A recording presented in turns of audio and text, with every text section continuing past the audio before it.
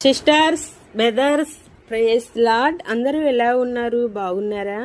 కొంతమంది స్త్రీలకు నేను చెప్పవలసిన జాగ్రత్తలు ఏంటి అంటే, స్త్రీలు తమ దుస్తులు విషయంలో జాగ్రత్తగా ఉండాలి. సన్నని బట్టలు ధరించి విలువైన చీరలు కట్టుకొని అర్ధనగ్నంగా కనిపించే స్త్రీలను చూచి యువకులు సైతం శోధనలో పడిపోతూ ఉంటారు. క్రైస్తవ మహిళలు తమ అలంకారాల విషయంలో మిత్తముగా ఉండాలి, లేకపోతే వీరే యువకులను నరకంలోకి పడవేసిన వారు అవుతారు.